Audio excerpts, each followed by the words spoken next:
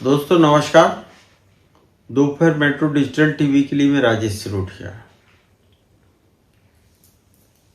ये मध्य प्रदेश जिसकी मैं बात कर रहा हूँ अभी एक बड़े हादसे से उभरा ही नहीं। ये हादसा हुआ था कफ सिरप पीने से 26 बच्चों की अब तक मौतें हो चुकी है और ये उस कफ सिरप के कारण मौत हुई जिसमें कि सॉल्वेंट के बतौर फार्मास्यूटिकल इंडस्ट्रीज में काम आने वाले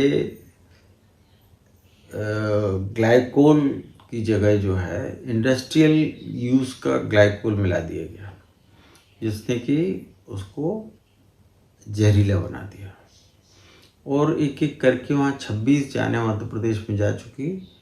मध्य प्रदेश का सेहत अमला बड़ी देर से जागा, उसने प्रतिबंधात्मक कार्रवाई की, गिरफ्तारियाँ की, कंपनी की सील किया, सीज किया, सब सारी चीज़ें हुई। लेकिन वो घटना हो जाने के कई दिनों बाद उसकी बिक्री पर पाबंदी लगाई। फिर ड्रग इंस्पेक्टर्स की टीम ने मेडिकल स्टोर से उनकी जब्ती शुरू की।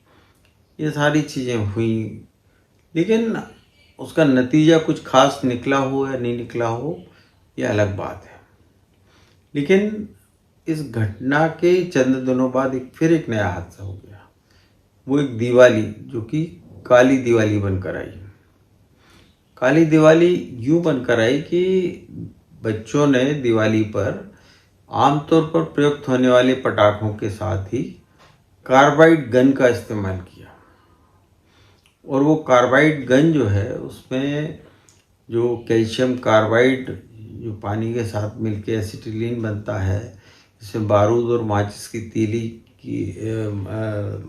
तीली का जो बारूद है उसका इस्तेमाल होता है, वो ज्वलनशील हो जाता है और फट भी जाता है।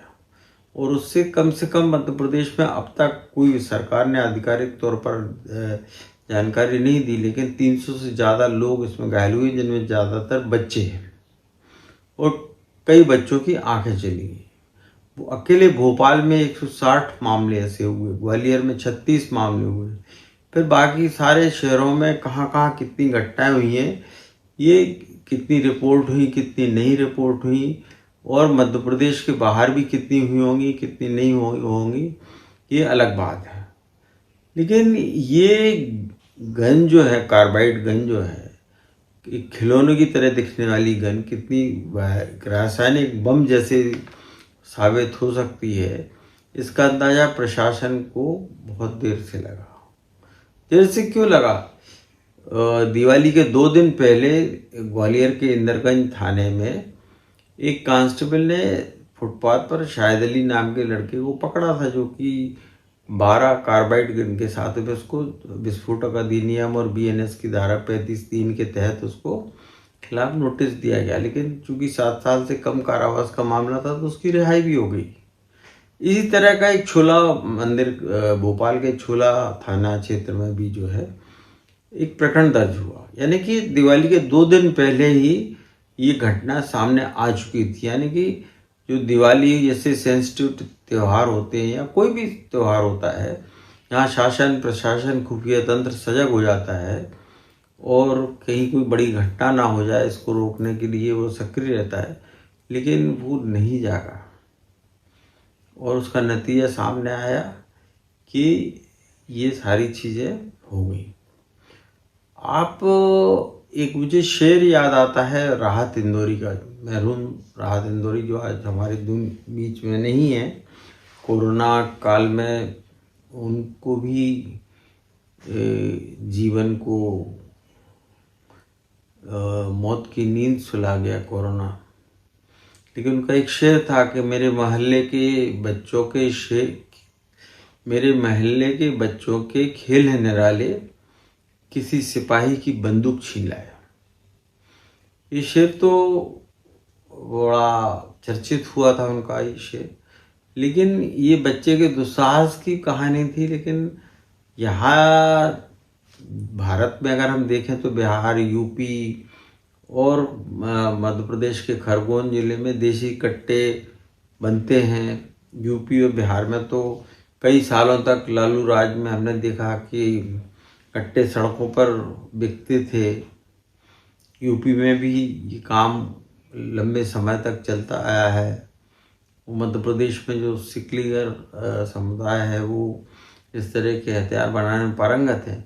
लेकिन ये चलते फिरते रासायनिक बम जो कि घर में बच्चे बनाना सीख रहे हैं, और तो छोड़िए, यूट्यूब पर उसको बनाने की विधि बताई जा रही है। यूट्यूब पे कोई भी खंगाल के और बना रहा है, और उसी कोशिश में शाजापुर आगर डिस्ट्रिक्ट के जो एक सोनू नाम का लड़का, 19 साल का लड़का, वो मक्सी से एक हार्डवेयर की दुकान से कैल्शियम कार्बाइड खरीद लाया, और वो पीवीसी के पाइप से जो है इस कार्बाइड गन बना रहा था। उसको चेक कर रहा था, अचानक वो फट गई। उसके आँख में अब रोशनी आ पाएगी नहीं आ पाएगी इसकी अब कोई संभावना दूर तक नजर नहीं आती। मध्य प्रदेश में भी 36 बच्चे ऐसे हैं जिनकी आंखों की रोशनी चली गई है। डॉक्टर उम्मीद जता रहे हैं कि ये 6 महीने में शायद ये लौट आए। एम्स की डॉक्टर भावना शर्मा कहती हैं कि एसिडिक अटैक होता है या एसिटिलीन का जो एल्कलाइन अटैक होता है, तो इसमें एसिडिक अटैक में उतनी जोखिम नहीं होता है, जल्दी ठीक हो जाती है आँख या कोई भी चीज़। लेकिन जो एल्कलाइन अटैक होता है तो उससे आँख के जो पर्दा है, रेटिना है, कार्निया है, ये आइरिश है, पलक, ये इसका जो डैमेज जो है काफ़ी गहरा होता है और परमानेंट भी हो सकता है। तो ये सब सारी चीज़ें तो चल रही थी इस बात को लेकर कि सड़क के फुटपाथ पर इनकी बिक्री हो रही थी, घर पे भी लोग बना रहे थे। यहाँ तक तो बात थी कि शासन प्रशासन देर सवेर जागा, उसने मतलब भोपाल के 5 थाना क्षेत्रों में, जिसमें छोला के अलावा जो है MP नगर, पिपलानी, बागसेवनिया जैसे कई थानों में, जो निशातपुरा, वहाँ पर 5 और मुकदमे कायम किए, और करीब जो है 100 के आसपास उन्होंने जो है इस तरह की कार्बाइड गन बरामद कर ली। लेकिन आपको जानकर हैरत होगी कि मध्य प्रदेश शासन ने इसको पाबंदी, मध्य प्रदेश में इसकी बिक्री पर पाबंदी लगा दी है, लेकिन ऑनलाइन प्लेटफॉर्म पर आज भी ये सारी कार्बाइड गन जो घातक साबित हो रही हैं, ये बड़े आराम से बिक रही हैं।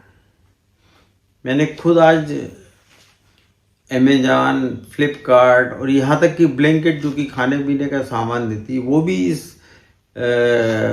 इसकी सप्लाई में उतर आई है।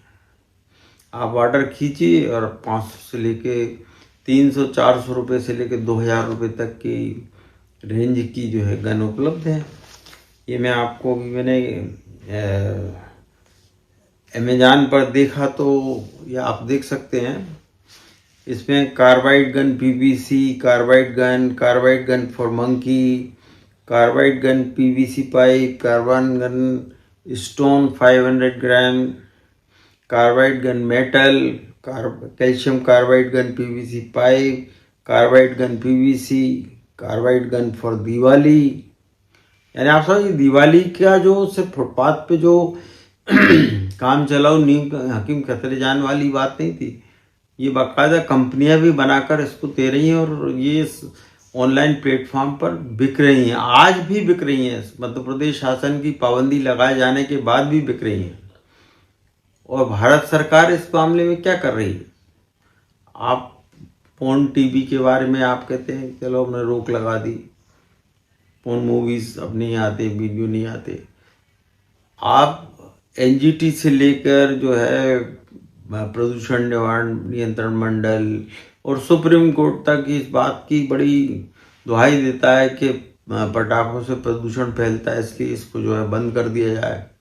जबकि जो प्रदूषण में जो है पटाखों से होने वाला प्रदूषण है वो 1% से भी कम है, तो उस पर तो बवाल मचता है। लेकिन जो सीधी जानलेवा और आँख फोड़ने जैसी आदमी जीवन की रोशनी छीने, जिंदगी छीनने वाली घटनाएं जो हो रही हैं, इनकी रोकथाम के बारे में सब मौन है। और आप देखिए ना कि सारी चीजें बिक रही हैं आराम से। क्यों हो रहा है ऐसा? शासन प्रशासन इतनी देर से लेटलतीफी से फैसले क्यों कर रहा है? उसकी संवेदनशीलताएं कहाँ गई, संवेदनाएं कहाँ गई? अस्पतालों में भर्ती मरीजों को देखने के लिए मंत्री से लेकर सब बड़े अधिकारी, मुख्यमंत्री सब चले जाते हैं, लेकिन उसके पहले शासन प्रशासन क्या करता है? अगर 18 तारीख को इन ग्वालियर और भोपाल की घटनाएं जो दर्ज हुई थी उसके बाद ही चेत जाता और ये समय रहते इनकी बिक्री रुक जाती, तो शायद ये जो अभी 300 से ज़्यादा मामले हैं अब रिपोर्टेड हैं, अभी की ऑफिशियल पुष्टि नहीं की है, लेकिन और भी प्रदेशों में भी इस तरह घटनाएं हो सकती हैं, क्योंकि यूट्यूब से तो आदमी आराम से ये चीज़ें सीख सकता है। एक तरह का रासायनिक बम बनाने का जो औजार, मैंने आप सोचिए कि किस तरह से कहाँ कहाँ दिवाली के पटाखों के नए नए आयाम देखने को मिल रहे हैं, जो कि खुद उसका इस्तेमाल करने वालों के लिए घातक हो रहा है। पटाखों से तो लोग जलने की घटनाएं होती हैं, हाथ जल जाते हैं कई बार, सारी होती, लेकिन आंखों की रोशनी जाने की घटनाएं लगातार ऐसी होना ये बहुत चिंता की बात है। और इस मामले में बहुत ही सख्त कदम उठाए जाने की ज़रूरत है। केवल जो पराली से प्रदूषण और पटाखों से प्रदूषण और इन सारी चीज़ों से बात करने से आपका काम नहीं बनने वाला है।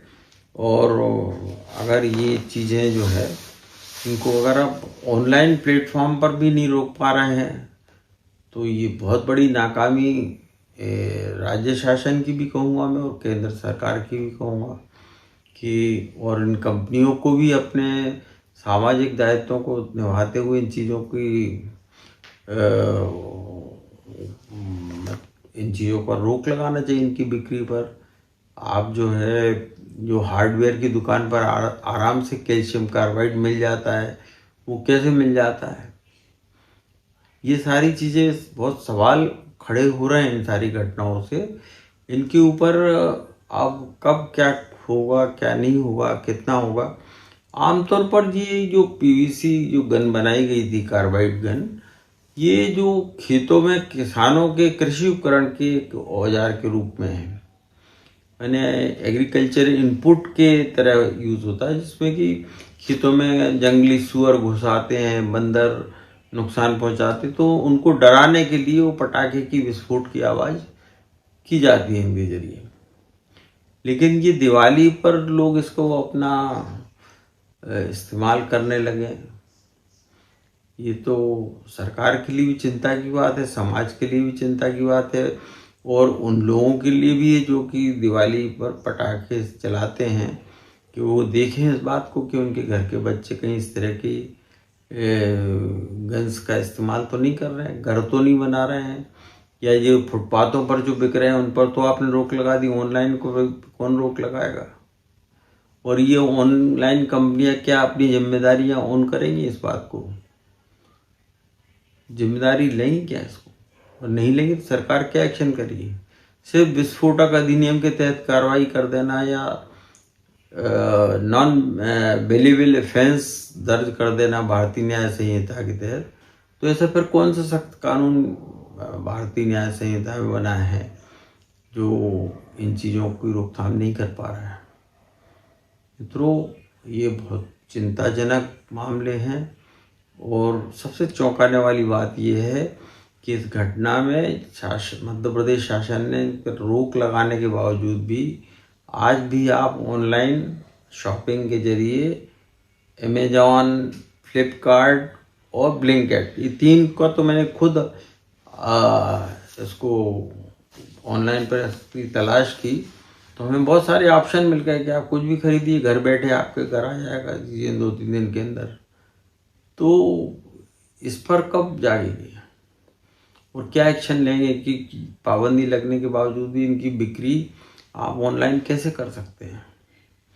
मित्रों, मैं सारी बात जो है संवेदनशील कही जाने वाली सरकारों पर छोड़ता हूँ, सरकार पर छोड़ता हूँ, केंद्र सरकार पर छोड़ता हूँ, और आपकी प्रतिक्रियाओं पर छोड़ता हूँ।